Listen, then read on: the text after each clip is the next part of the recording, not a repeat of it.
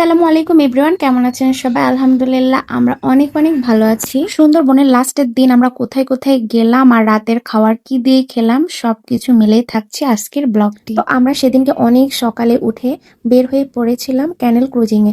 আর এই ক্যানেল ক্রুজিংটা কিন্তু অনেক বেশি মজা লাগে এই সুন্দরবনের ট্রিপে, কারণ এই নৌকাগুলোতে একদম পার্সোনাল ভাবে ঘোরা যায় যতক্ষণ ইচ্ছা, আর অনেক অনেক গহীন বনের মধ্যেও যাওয়া যায়। তবে এই ক্যানেল ক্রুজিংটা জোয়ারের পানি ওঠানামার উপরে অনেকটা ডিপেন্ড করে। যখন জোয়ারের পানি অনেক বেশি থাকে তখন কিন্তু ক্যানেল ক্রুজিং করা নিষেধ থাকে, আর ওটা কিন্তু রিসোর্ট থেকে মানা করে দেয়।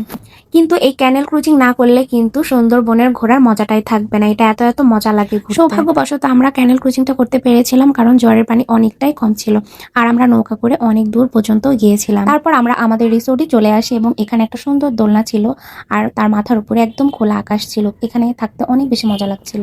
তারপর আমরা চলে গিয়েছিলাম মাছের বাজারে। এখানে কিন্তু অনেক প্রজাতির মাছ পাওয়া যায় আর এই মাছটা কিন্তু অনেক বড় ছিল, এটা কিন্তু প্রায় আমার সমান ছিল। এটা কিন্তু ক্যামেরায় অনেক ছোট লাগছে। এই মাছটার নাম আমার জানা নেই, যদি আপনাদের জানা থেকে থাকে তাহলে কমেন্টে জানাবেন।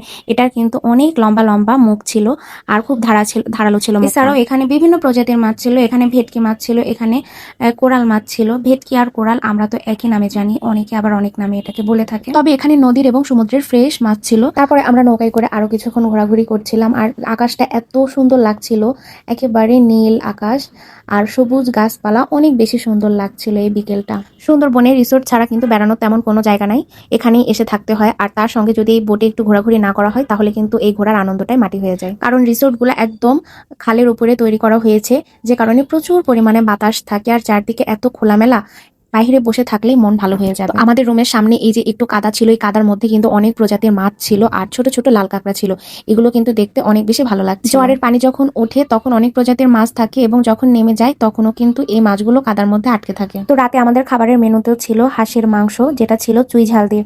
এই চুই ঝাল দিয়ে হাঁসের মাংসটা অনেক বেশি স্পাইসি এবং ঝাল লেগেছে আমার কাছে। ওরা অনেক পরিমাণে শুকনা মরিচ দিয়েছে কিন্তু অনেক বেশি টেস্ট লেগেছে। আর ছিল সাদা ভাত আর পেঁপে ভর্তা আর পাতলা ডাল আর একটা সবজি। সুন্দরবনের রিসোর্টগুলোতে এরকম বাংলা খাবারই বেশিরভাগ পাওয়া যায়, এখানে কিন্তু চাইনিজ খাবার একদম কম পাওয়া যায়, কারণ এরা নিজেদের পালিত হাঁস মুরগি এবং গাছের পেঁপে সবজি এবং মাছ যারা যেগুলা ঘেরে কিংবা নদী বা সমুদ্রে তারা পায় সেগুলাই আমাদের সার্ভ করে থাকে। আর এটা কিন্তু ছিল একদম পাতি হাঁসের মাংস, এগুলা তারা বিভিন্ন বাড়ি থেকে আর কি সংগ্রহ করে এনেছে যারা এখানে পালে আর কি। এখানে বিভিন্ন জেলেদের বসবাস, এই জেলেরা কিন্তু বিভিন্ন হাঁস মুরগি পেলে, সব মিলে সব কিছুই আর কি আলহামদুলিল্লাহ ভালো হয়েছিল। তো এবারে সুন্দরবনের ট্রিপটা আমার কাছে বেস্ট একটা ট্রিপ ছিল।